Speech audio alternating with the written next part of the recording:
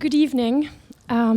This should be a great night, and I'm very happy to start with a few words, not many, and to see so many of you in this room and throughout the night. So it is the first event, I hope, so it's quite special. I've just arrived to be the new Counsellor for Culture and Education and Director of this Institute. So tonight I'm what you call in French an inspecteur des travaux finis, which means to say that I picked the cherry on the cake, but I've done absolutely nothing to deserve it. And I hope this is the last time, and that next time I'll be more helpful to the team, because they've done an amazing work. I also hope you feel very welcome here, that it becomes, or already is, your home, and that you come regularly. If we achieve what we wanted to, you should be challenged tonight. We live in a fractious and fractured world, and it's not easy to make sense of it, especially as every month a massive event shakes what we think is familiar and challenges us. So there'll be many discussions. Please take part in them. Have a nice time. You'll be invited again to many debates throughout the year, but tonight's discussions are very special because they're very varied, intense, and they last for quite a bit, with many, many contributors whom I want to thank tonight. And you will basically be participating in how France and the UK try to make sense of the world and try to shape ideas and policy to get hold of events that seem to be sometimes too overwhelming. So we hope that it will be intense, but also very festive, because we start with Nancy Huston, and we're very grateful to have you here. You're a living treasure, really, for us. But to recover from the intellectual endeavors of the evening, we'll also have drinks, and we'll finish with a concert. So I hope you're in good form and ready for a long but fun and exciting night. Thank you.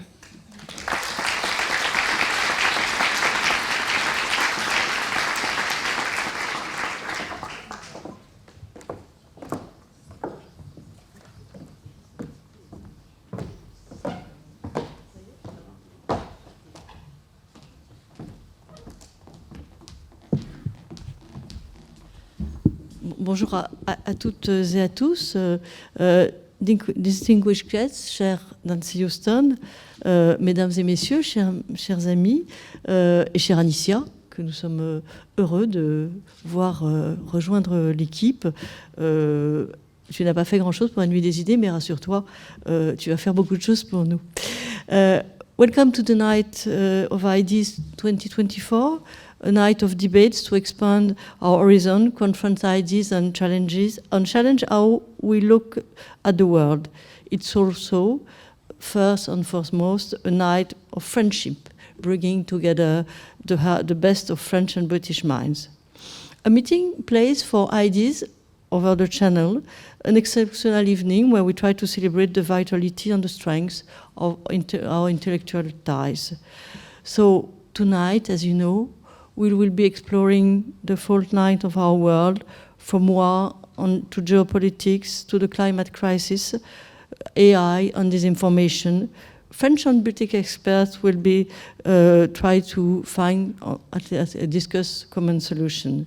As we endeavor to look into the future, we will remember what we have already accomplished together.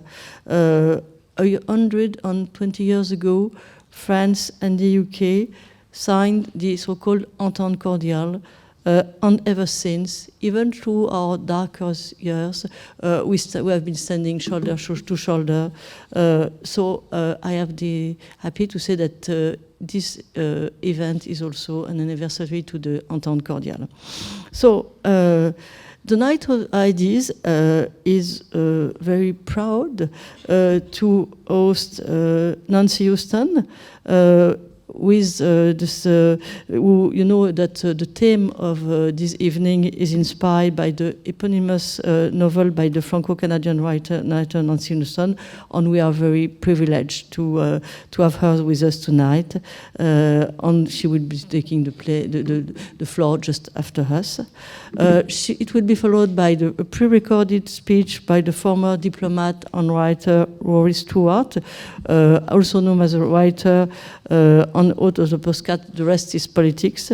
Sadly, he was delayed in the US at the last minute and was unable to attend this evening, so he has asked me to pass his apologies to you.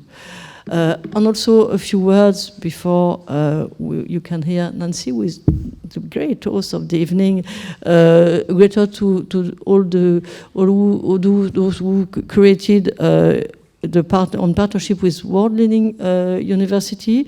So we had the European Institute and the Faculty of Arts and Humanity of University College London, the Global Engagement Department of King's College London, and the LSE Grantham Research Institute on Climate Change and Environment.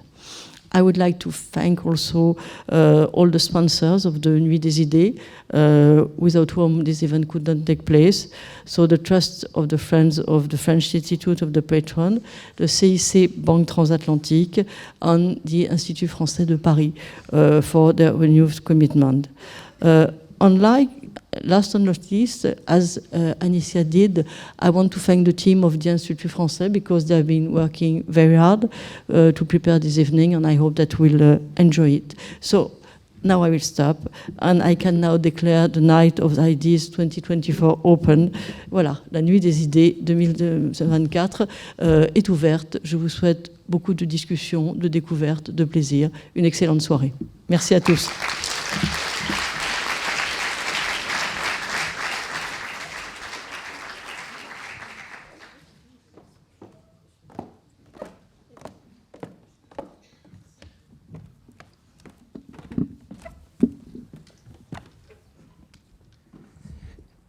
Good evening, ladies and gentlemen.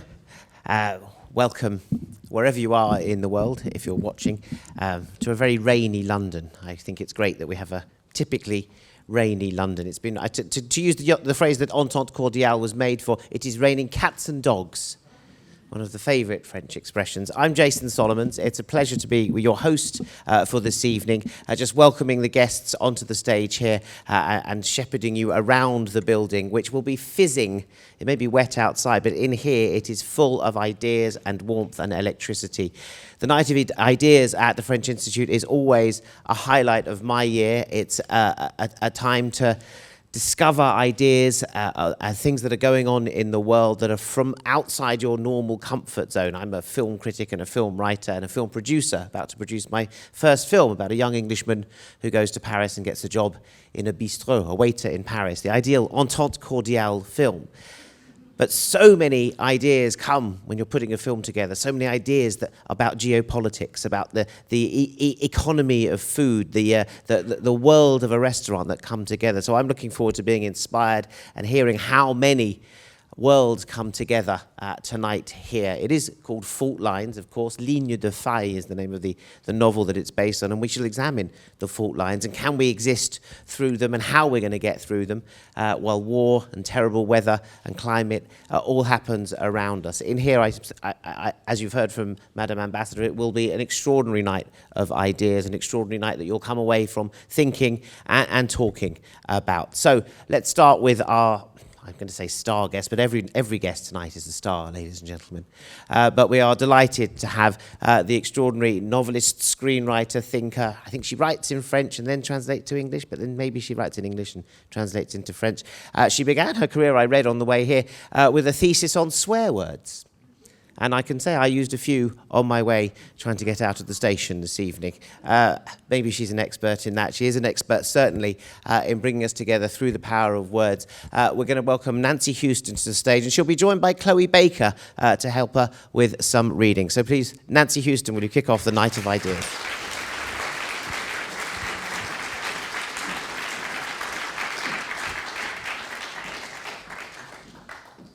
Thank you so much. Pleasure.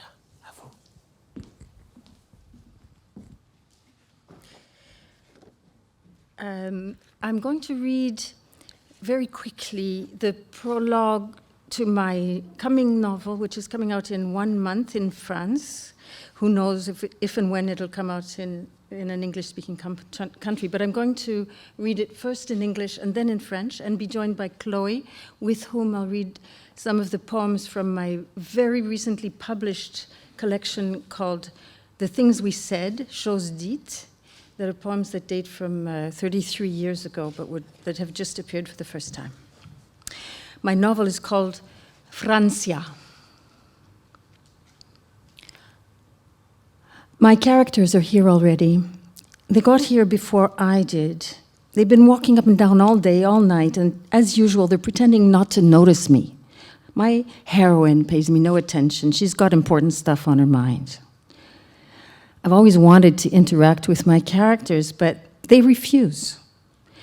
Gave it a try about a quarter of a century ago in the first few drafts of The Mark of the Angel, but Zafi, Raphael, and what's his name, the Hungarian Jew, I've forgotten. Hard to keep track of everyone you invent, you know. Refused to talk to me. Wouldn't even look at me. Just went on behaving as if I weren't there. It hurts my feelings, I must admit. Probably what God feels like sometimes. I mean, I'm not asking them to be grateful to me for creating them or anything. I create them because I want to, but they could at least occasionally acknowledge my existence with a sidelong glance, a little wink or something. Is that asking too much? Yes, it's asking too much. I'm not God. I've got a body. They've got bodies too, but theirs are all in my head. It's not symmetrical. It's not reciprocal. I can see theirs, but they can't see mine, and it's probably just as well because I'm not sure they'd give me their stamp of approval. These ladies devote huge amounts of time and attention to their appearance, and they'd probably find me slovenly, skinny, unkempt, unmade up, blah, a flat, matter-of-fact sort of body, skulking around the Bois de Boulogne with her pals in the Magdalena van. Also, they can see I'm not young. Is God young? Huh? Did you ever ask yourself that? Well, it's not my fault. I mean, if there's one thing I'm not responsible for, it's the date on which, having neglected to use a condom, my parents conceived me. I feel guilty about a lot of things. I'm perpetually raking through the negative events in my mind and wondering what I did wrong, where I went off track, how I could or should have done better. But the date of my conception is beyond even my far-reaching capacities for guilt. It's also something I can't change. I could convert to Judaism, marry a guy from China and become Chinese, get a doctor to hack a piece of flesh off my calf, roll it into a penis, and hook it up to my crotch to make a man out of me. But I was born willy-nilly the day I was born, and there's not a friggin' thing I can do about it apart from dream. I dream a lot. Okay, so let them ignore me if they feel like it. Andras, his name was, the Hungarian Jew, or the Jewish Hungarian, if you prefer. What wouldn't I give to run into that guy on the street one of these days? Seeing me, his eyes would light up. He'd hold out his arms to me, press me to him, hold me close, and take me home with him, draw me into his bed. He's an amazing lover, the kind I so sorely lack just now. I was young when I invented him. Well, young, everything's relative. I was 43 or 44. He was 35 or so, but since time passes for me and not for him, I'm now fully twice his age. Were I to invent him today, I could hardly have him living in the Rue de Roi de Sicile. That whole Marais neighborhood has gotten far too tony and pricey for his taste, to say nothing of his wallet. Like me, he's probably moved up to the eastern hills of the 19th or 20th arrondissement. Anyway, even if he's stuck in a novel from the end of the last century, I can still use him. I can do whatever I want with him. He's just words, but he's fantastic. I wonder if I could have an affair with him and keep it a secret from you. Now, here's a sensitive question indeed. especially in these days of relentless political correctness. How dare I write about someone who resembles me so little? At first glance, transgender sex workers in the Bois de Boulogne are none of my business. I mean, sure, they're foreigners and so am I, but we're not the same kind of foreigners. They're immigrants or refugees, i.e. foreigners with an identity, a project, a problem, a past, a present, a business. Not me. I'm nothing but a rootless, godless, stateless, lawless, messed up novelista perched on the edge of nowhere.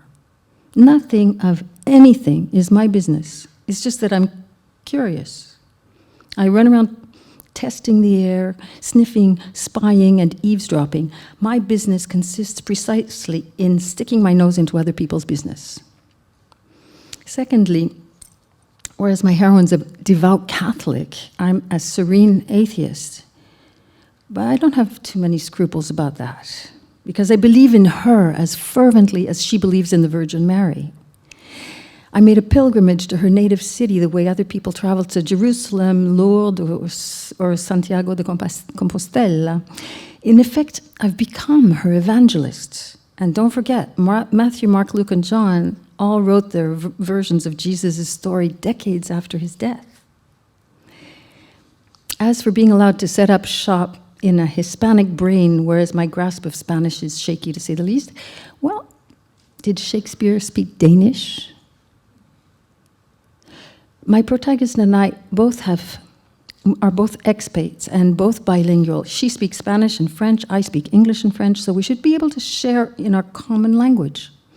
Through that prism, I can learn about her childhood in Colombia and tell her about mine in Canada, if it interests her, which I doubt it would. Lastly, though it's true I haven't done a lot of whoring, our jobs have more in common than you might think. Day after day, we have to allow perfect strangers to enter us, and without confusing ourselves with them, try to understand them. You might say I'm a brain whore. As long as I get paid with material for a novel, my mind's prepared to pair up with anything on legs. Anyway, my decision is taken. I'm going to shoulder my way into the action this time, whether my characters like it or not. I'll pop up in front of their eyes every now and then, just because I feel like it. And when you get to be my age, you have to start doing what you feel like doing. I'll soon be compost. Might as well have fun now instead of forever playing to the gallery. I bet the gallery doesn't even really exist. It's just something we make up to scare ourselves with. I'll call myself Lady Griffin. Checking out a few online dictionaries, the word turns out to be semantically resonant. The griffon, a mythological creature found in many cultures with a legendary passion for discovering and guarding vast fortunes. Half lion, half eagle, the griffin was renowned for its noble conduct, foresight, clarity of vision, selflessness, and skill in carrying out tasks. Yes, I love the idea of being a chimera. Griff, dialectal, England, a deep, narrow glen or a ravine. My brain's a deep ravine in which I manipulate and transform my characters. Griff, variants, or less commonly Griffin, slang, British, an accurate document. An accurate account, a factually correct piece of information, especially a bit of inside information. Tip, I'll do my best to provide an accurate, detailed, factually correct account of these fictional events. In French, a griff is also an individual of mixed ancestry, half Afro-descendant and half Native American. So the griff is she as well, my many-named protagonist, the heroine of this tale. Notwithstanding numerous flashbacks, starting with chapter 0, the book's action will unfold entirely in Paris, France, on Sunday, 12th of May, 2019. A good day indeed for my heroine. Between 11 a.m. and 11 p.m., she'll have dealings with no fewer than 17 Johns, of whom she'll accept 14. Under the blankets of literary darkness, we'll be able to slip into the minds and bodies of each and all of these persons, whether grammatical or not. Last but not least, a trigger warning. Sensitive natures beware. Okay, have we covered everything? Shall we get started?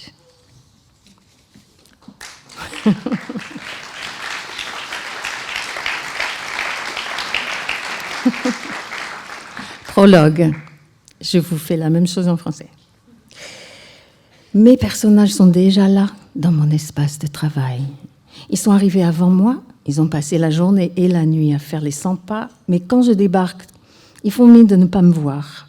Comme d'habitude, mon héroïne a la tête qui bourdonne de trucs importants et ne me prête pas la moindre attention.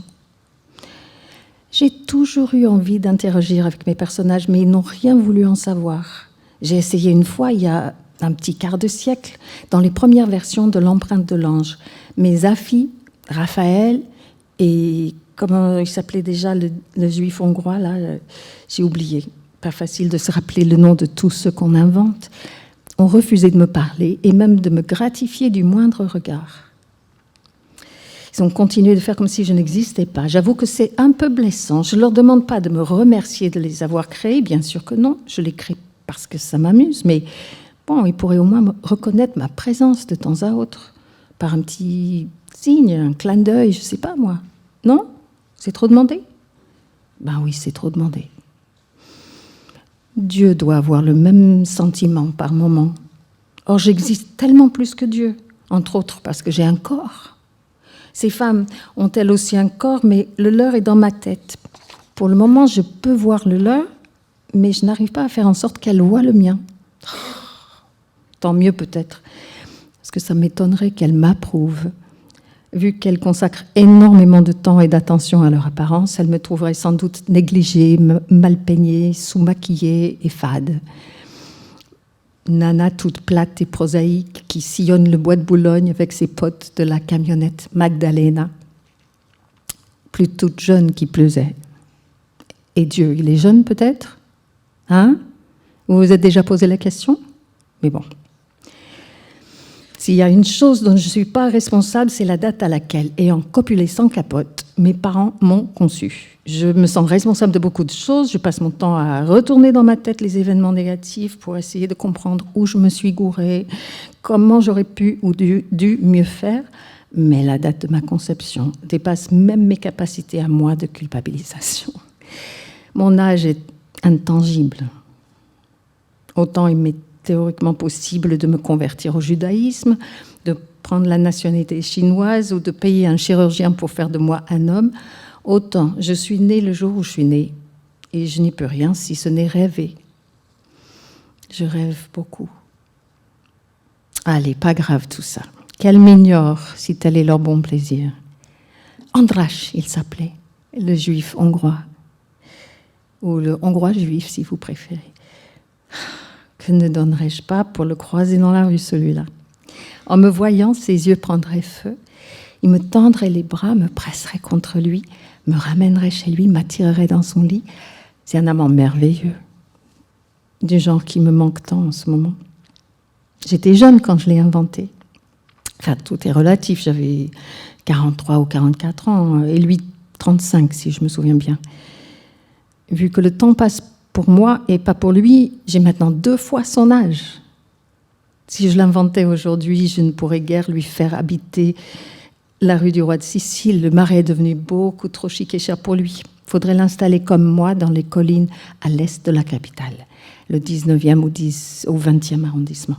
Bref, même s'il reste coincé dans un roman publié à la fin du XXe siècle, je peux encore m'en servir. Je peux en faire ce que je veux. Il n'est que parole, mais il est assez épatant. Il me plaît encore. Je me demande si je pourrais avoir une aventure avec lui sans que vous le sussiez. Pardon. Et voilà, maintenant, une question délicate, surtout en notre époque de correction politique. De quel droit me glisser-je dans la peau d'un personnage qui me ressemble si peu ? A priori, ce n'est pas mes putains d'oignons, les TDS trans du bois de Boulogne. Certes, ce sont comme moi des étrangères, mais pas du même type que moi. Elles, ce sont des immigrantes ou des réfugiés, c'est-à-dire des étrangères dotées d'une identité, d'un projet, d'un problème, d'un passé, d'un présent, d'un business. Moi, je ne suis rien de tout cela.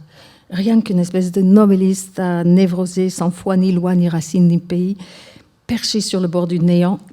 Et pourtant, je me permets de fourrer mon nez partout.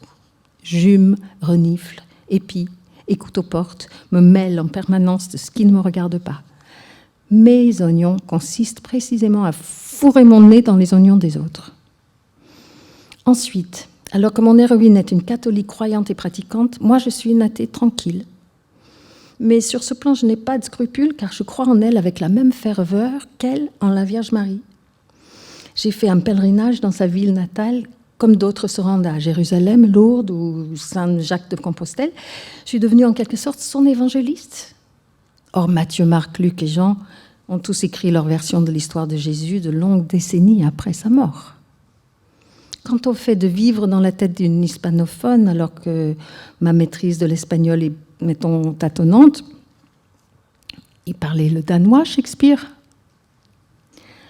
Ma protagoniste est bilingue, comme moi, elle parle l'espagnol et le français, moi l'anglais et le français. À travers le prisme de notre commune langue d'adoption, elle devrait pouvoir me raconter son enfance en Colombie.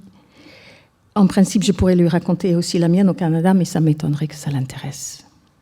Enfin, s'il est vrai que j'ai assez peu pratiqué le métier de pute, nos métiers se ressemblent dans le fond. Jour après jour, on doit laisser pénétrer en nous des gens qu'on ne connaît pas et sans se confondre avec eux, chercher à les comprendre. Je suis en quelque sorte une pute du cerveau. Du moment que ça rapporte de la matière pour un livre, mon esprit est prêt à se mettre en tandem avec tout ce qui passe. Bref, c'est décidé, je vais m'immiscer dans l'histoire cette fois-ci, que ça plaise ou non à mes personnages. Je vais surgir devant leurs yeux de temps à autre, tout simplement parce que j'en ai envie et qu'à mon âge, je trouve qu'il ne faut rien se refuser. Je serai bientôt du compost, autant m'amuser le plus possible en attendant, et peu importe ce qu'en pense la galerie. Elle n'est sans doute même pas là, la galerie, c'est juste un truc que les gens se racontent pour se faire peur. Je vais m'appeler la griffonne. Ouvrons quelques dictionnaires en ligne. Griffonne, la femelle du griffon. Le griffon ou grippe est une créature légendaire présente dans plusieurs cultures anciennes. Il est imaginé et représenté avec le corps d'un aigle, tête, aile et serre, greffé sur l'arrière d'un lion, abdomen, pattes et queue, et muni d'oreilles de cheval. En effet, je suis une chimère. Griffe, étymologie 12e siècle, au masculin, déverbal de griffer ou emprunté du francique griffe, action de saisir. Oui, comme au tribunal, la griffe, c'est la saisie. Avec mes griffes, j'essaie de saisir, je griffonne furieusement, mais je peux griffer aussi. Griffe, anthropologie, histoire. Individu né de l'union d'une personne noire avec une autre d'origine amérindienne. La griffe, c'est elle aussi, ma principale protagoniste, aux noms multiples, l'héroïne de cette histoire. Nonobstant de nombreux flashbacks, à commencer par le chapitre 0, toute l'action du livre va se dérouler à Paris-France en une seule journée, le dimanche 12 mai 2019. Journée excellente pour mon héroïne. En effet, entre 11 et 23 heures, elle aura affaire à pas moins de 17 clients, dont elle acceptera 14. À la faveur de la nuit littéraire, nous pourrons nous glisser dans toutes les têtes, tous les corps et toutes les personnes, grammaticales ou non. Dernière mise en garde, au Québec on appelle ça un traumavertissement. Nature sensible s'abstenir. Ok, c'est bon? On y va.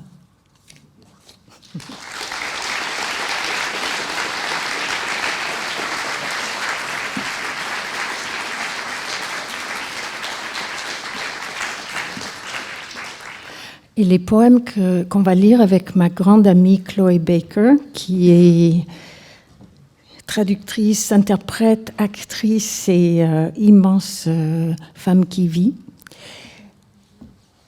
ont été écrits en anglais en 1991 et elle va lire la traduction française. Donc, c'est moi qui commence en anglais et toi qui lis après en français. Voilà. Comme je viens de faire. Et ça commence par je vais aller à gauche parce que tu lis à droite.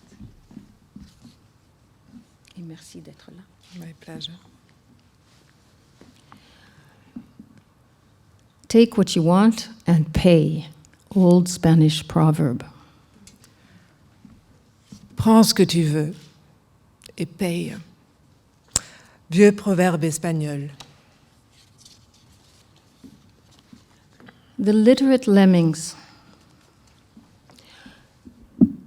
For ages we'd been cavorting on the cliff edge, proud of our precariousness, contemptuous of the swarms that kept rushing blindly past us to their deaths. Then we happened on each other, and it seemed to be a sign. The sign said, "This way to happiness." It pointed straight to the void. Unable to refrain from proving that, unlike the other lemmings, we knew how to read, we grabbed hands and ran for it.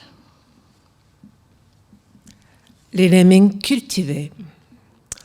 Longtemps nous avions gambadé au bord de la falaise, fiers de notre précarité et méprisant les foules qui, aveugles, se précipitaient vers leur mort.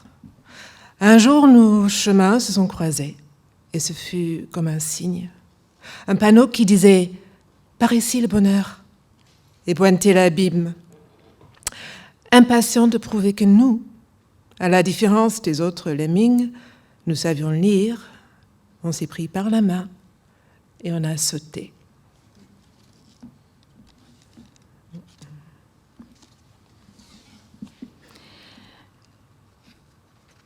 Generosity. Look around my house, you said. Take anything you want. Take anything at all, please. It's all yours. Take this. Take that. Take this. Take that. Take that. And that. And that. Générosité. Fais le tour de ma maison, as-tu dit. Prends tout ce que tu veux. Oui, prends n'importe quel objet, je t'en prie. Tout est à toi. Prends ci, prends ça, et ceci, et cela. Tiens, prends ça, et paf, et schlac.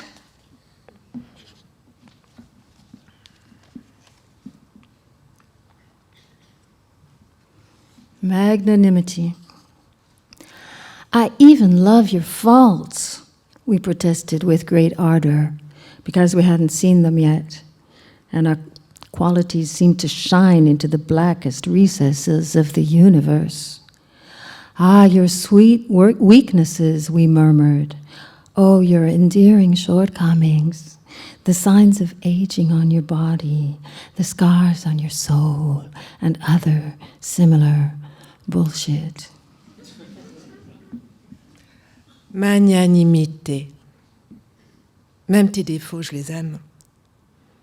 On a protesté avec ardeur, parce qu'on ne les avait pas encore vus, et nos qualités semblaient briller jusqu'aux tréfonds les plus obscurs de l'univers.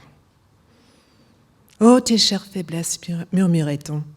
Ah, tes travers attachants, les signes du vieillissement sur ton corps, les cicatrices sur ton âme, et autres fadaises du même tonneau.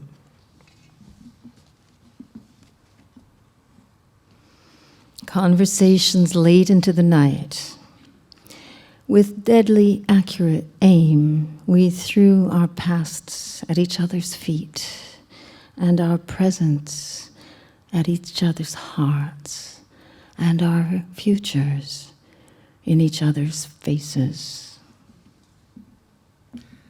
Conversation tard dans la nuit. Au cours de nos conversations, tard dans la nuit, chacun jetait son passé au pied de l'autre, et son présent au cœur de l'autre, et son avenir à la figure de l'autre.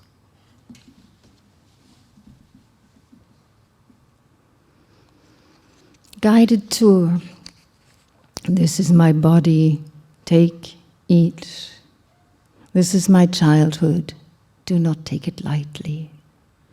This is where God used to sit, a seat that has been gathering dust for years.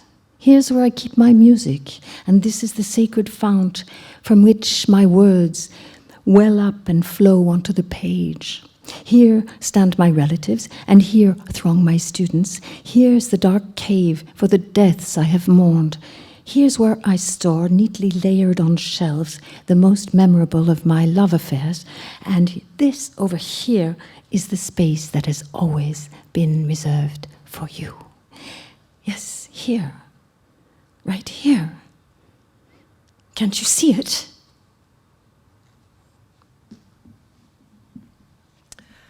Visite guidée. C'est ici mon corps. Prends, mange. Ceci est mon enfance. Ne la prends pas à la légère. Là fut autrefois la place de Dieu, siège où s'amasse de la poussière depuis longtemps. Par là, c'est ma musique. Par ici, la source sacrée d'où mes mots fusent avec la couleur avant de couler sur la page. En haut se tiennent mes proches, en bas gribouillent mes étudiants. Voici le caveau des morts que j'ai pleuré. Sur ces étagères sont soigneusement rangées les plus mémorables de mes histoires d'amour. Et voici maintenant l'espace que j'ai toujours gardé près de toi, près de moi, près de toi, près pour toi. Oui, là, sous tes yeux. Tu vois pas?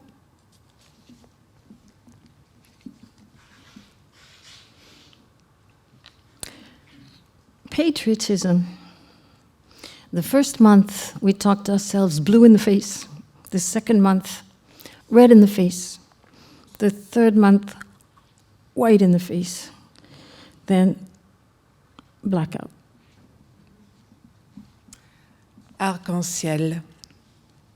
Chérie, tu m'en as vraiment fait voir, de toutes les couleurs, sans parler du noir, si noir. Your silences. Sometimes they were pointed, as when I tried to tell you a story full of twists and subtle ironies, gradually losing my self-confidence and animation, stuttering, then stumbling, mumbling, finally cringing red and shutting up in shame. Sometimes they were pregnant, lasting whole days and ending in delivery, joyful heaves of phrases, powerful spurts of laughter over the telephone to a faraway friend. And sometimes they were dead, as if all was said and done. Tes silences. Parfois, ils étaient hostiles, comme le jour où j'ai entrepris de te faire un récit plein de péripéties et d'ironie subtile, perdant peu à peu confiance et courage, balbutiant puis trébuchant, marmottant pour me taire, enfin, cramoisi de honte.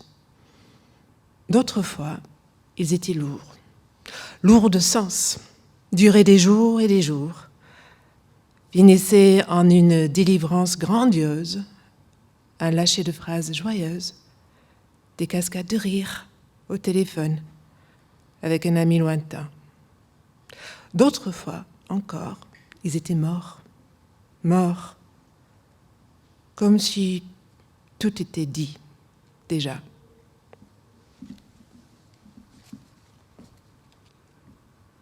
Fearless. We're in the middle of this jump, you see. It's clear there is no net. Only fearlessness can save us. If I'm afraid, you'll be afraid. If you're afraid, I'll be afraid. The least glance downwards and we're dead. We know that both of us are strong, and now or never is the time to prove it. But I'm afraid you're going to be afraid, and you're afraid I'm going to be afraid, and we just can't seem to get over that goddamn void. Intrépidité. On est en plein saut, vois-tu? Et de toute évidence, il n'y a pas de filet. Seule l'intrépidité peut nous sauver. Si j'ai peur, tu auras peur. Si tu as peur, j'aurai peur. Le moindre coup d'œil vers le bas et on est mort. On sait qu'on est fort l'un et l'autre. C'est le moment ou jamais de le prouver. Mais j'ai peur que tu aies peur. Et tu as peur que j'ai peur. Et on n'arrive pas tout à fait à franchir ce putain d'abysse.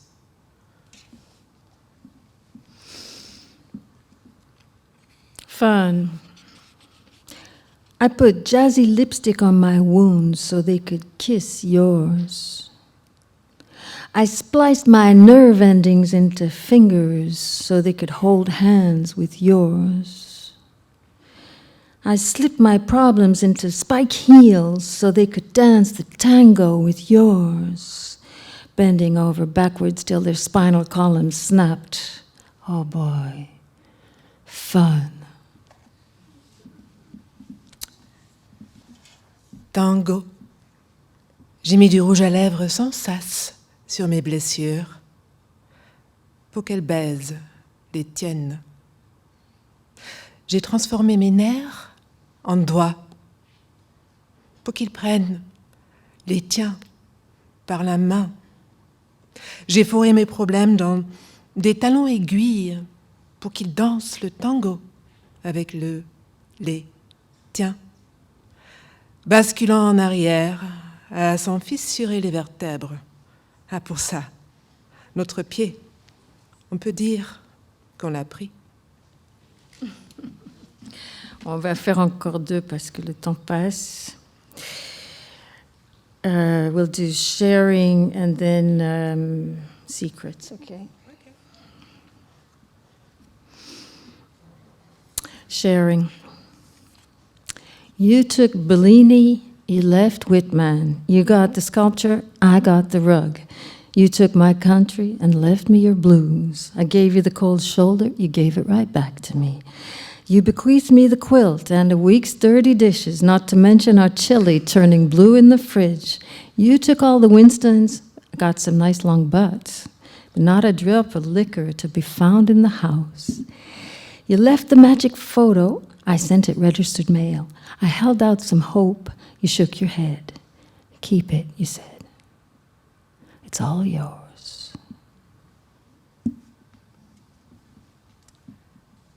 Partage. Tu as emporté Bellini, j'ai gardé Whitman. Tu as eu la sculpture, moi le tapis. Tu as pris ma country. En me laissant ton blues, je t'ai donné congé. Tu me l'as bien rendu. Tu m'as légué tes patchwork et une semaine de vaisselle sale, sans parler de notre chili festif qui bleuissait au frigidaire. Tu as embarqué toutes les cigarettes. J'ai trouvé quelques bons mégots, mais pas une goutte d'alcool dans tout l'appartement. Tu m'as confié la photo magique. Je te l'ai renvoyée en recommandé. Je t'ai fait miroiter un peu d'espoir. Tu as fait non de la tête. Garde-le, m'as-tu dit. C'est tout pour toi.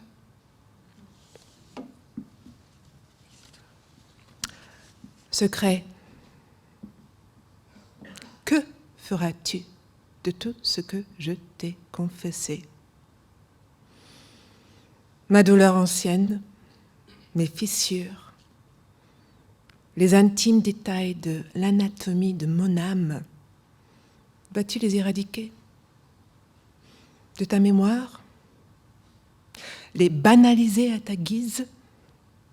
Les délapider en bavardage frivole? Les exhiber sous licence poétique? Je t'en prie, prends bien soin de mes secrets.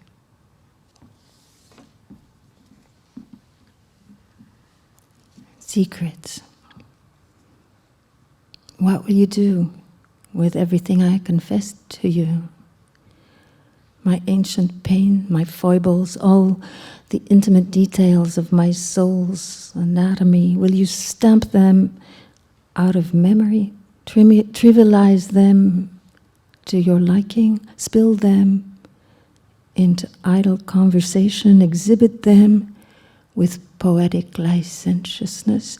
Oh, please, take good care of my secrets.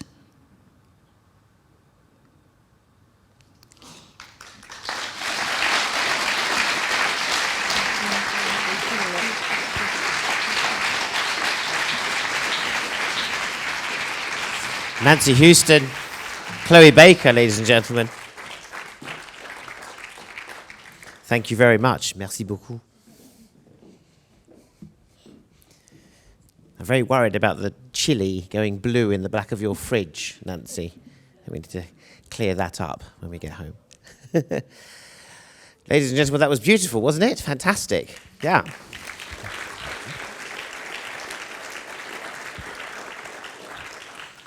And I still don't know the answer to the question. Do you write in English and then into French, or you write in French and then into English? In both, you see? This is it. We can't get to the answer. The idea is fizz in all the languages, and it's been amazing to hear the two come together so beautifully, beautifully delivered and beautifully written as well. So what a great start to our night of ideas, ladies and gentlemen. I'm going to pull another great idea out of the hat. We were hoping to have Rory Stewart with us tonight. He is, of course, the presenter of The Rest is Politics, the UK's leading podcast, along with Alistair Campbell, who writes for The New European, as do I, of course. And Rory is both a member of Parliament and a great thinker. He's currently also the head of strategy, lecturing on strategy at Yale, and he couldn't get back from the US to be with us here tonight. But in the greatest tradition of awards shows, BAFTAs, Oscars, César, we do have a message from Rory Stewart. I'd like to begin firstly paying tribute to the French embassy, to the French ambassador, to this anniversary of the Entente Cordiale, and to the extraordinary concept that brings us together this evening in this night of ideas, which is the idea of fault lines. And I'd like to insert into this also that I'm enacting my apology to you. I'm enacting my apology to you because I'm not with you, because I am speaking to you in a taxi off a red-eye flight from the United States, about to get on another flight to another country, which is why I'm missing you, enacting therefore today my own fault line of travel and the way in which the world takes us away from personal events. Three thoughts. The first is that, of course, at certain points in our life, there seems to be a very neat relationship between what's happening in grander global events and the personal events of our own lives, and particularly for those of us in the audience who work in public service or in politics or in diplomacy, this can often be the case. So, if we think about the world since, for example, 1989, I think about it as three ages: 1989 to 2004, which I would call the age of the liberal global order, the age of the expansion of democracy, an age of increasing peace, an age of closer world trade, an age dominated by the United States and its values. And then a second age, the age of 2004 to 2014, an age of uncertainty, an age of the rise of China, the age where China becomes larger than the French economy and the British economy. 2004, it's smaller than the French and British economy. The age in which the Iraq and Afghanistan wars humiliate the projects of the international liberal order, and an age, of course, in which the global financial crisis of 2008 shatters our assumptions about markets and globalization.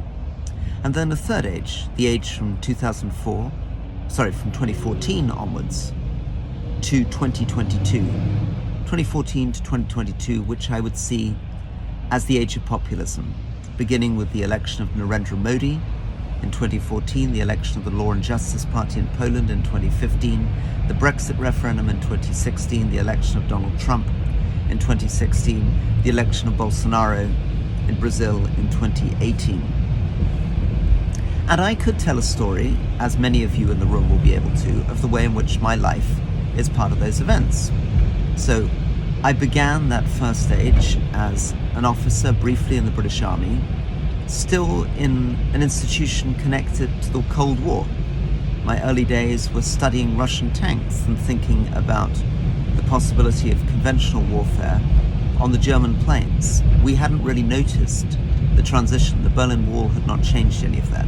I went on as a diplomat to live through and experienced and witnessed the fall of Suharto in Indonesia, a symbol of that great explosion of democracy. I served in Bosnia, I served in Kosovo, and there, of course, I saw the liberal humanitarian project, the responsibility to protect, at its most optimistic peak, the European Union, the United Nations, ending wars, working with allies to try to create more stable, prosperous, democratic states. And then, of course, the Second Age. Second Age, which for me was represented by my work in Iraq and Afghanistan, experiencing firsthand those humiliating messes. And then the Third Age, again in a personal sense, that is the age at which I become chairman of the Defence Committee of the House of Commons, I become a minister, I participate as an active participant in Brexit and standing for the leadership of the Conservative Party, entering the details of my daily life, stretching the length of my days, taking me away from my family. So that's the neat story. But there is a story that pushes against that, because of course, as a participant, I'm also aware how these grand historical moments come and go without one noticing, that one's not conscious of living through those events. And in fact, I'm very aware now that what we did in government from 2010 was in effect an act of amnesia, forgetting. We were acting as though we were still living in the 1990s, as though the world from 2004 to 2014 was not really happening around us. We went, for example, in pursuit of an economic policy called austerity, which was essentially a tribute to the liberal economics of the 1990s, and in many ways ignored the lessons of the 2008 financial crisis. We pushed ahead with referendum on Brexit, which ignored the increasing evidence of populism. And in Libya, and in a different way in Syria, we were trying to replay the apparent successes of Bosnia and Kosovo and ignoring the calamitous lessons of Iraq and Afghanistan. In some ways, in fact, British politics did not really catch up with populism until 2019, although the elements of it had been there for many years. Finally, of course, this is a story about the way in which these grand events don't just correspond with your public career, but with your personal career, or personal life, so that in 2005, 2006, 2007, for me, I'm in Afghanistan. I'm living through the beginnings of the pessimistic turn, the beginnings of these deployments to Helmand, the beginnings of the realization that the nation-building project was impossible, that the Taliban was not going to be defeated. A moment, therefore, of exposure and of pessimism. But in my life, this is the moment where I meet Shoshana, who's going to be my wife. This is the moment of optimism for me, a moment of finding new directions, a moment from 2011 onwards of starting a family. And, it seems inappropriate in the context of so much global suffering, so much decay, standing at the beginning of an age from 2022, a fourth age, which I haven't yet begun to name, and whose trajectory I cannot anticipate. I'm speaking at a time when we don't know whether the story of our current age is an optimistic or a pessimistic story. Is it a story defined by stalemate in Ukraine, which sounds pessimistic, or is it a story defined by the extraordinary resistance of Ukraine, the way in which the European Union and NATO came together to stop aggression, an optimistic story? Is it a story of the return of Donald Trump, or is it a story defined by the fact that Biden defeated Donald Trump and may yet again? Is it a story defined by Macron's victory, or by Marine Le Pen's relatively close defeat? Is it a story defined by Donald Tusk's victory in Poland, or is it a story defined by the resistance to his government? So I don't know.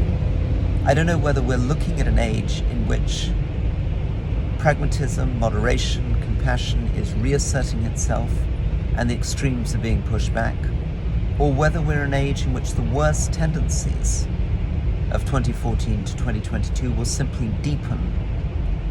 And the reason I feel that this is worth examining is that it's also worth examining the ways that in all those contexts, in Afghanistan, in Iraq, in Ukraine, there is the countervailing story of personal lives, of the daily life of people going around their business. My case in Afghanistan, of falling in love, of creating a family, of different forms of human optimism and possibility amongst the geopolitical chaos. So to conclude, in this bouncing taxi, just on the edge of Heathrow Airport in the rain, on the morning of the evening in which you're meeting, there is a sense in which geopolitics and talking about geopolitics can become a parlor game, in which the capacity of commentators on television or on podcasts, the capacity of diplomats and politicians to recite the names of countries and conflicts and leaders, to sound equally convincing when talking about Senegal and El Salvador, is a distraction from the granular, located reality, which can push against that, which can mean that for the experience of communities in southern Afghanistan, the Taliban occupation may be experienced as a time of peace and security, a time moving away from opium growth and corruption as opposed to its converse, and a time in which all of us, meeting here through this celebration of the Entente Cordiale, can celebrate the relationship between Britain and France, not in terms of grand geopolitical events, or even the looming demon of Brexit, but instead through extraordinary potentials of trade, of culture, of human relationships, and above all, of literary and philosophical reflection this evening, which suggest other directions, other possibilities, other hopes. Thank you very much indeed.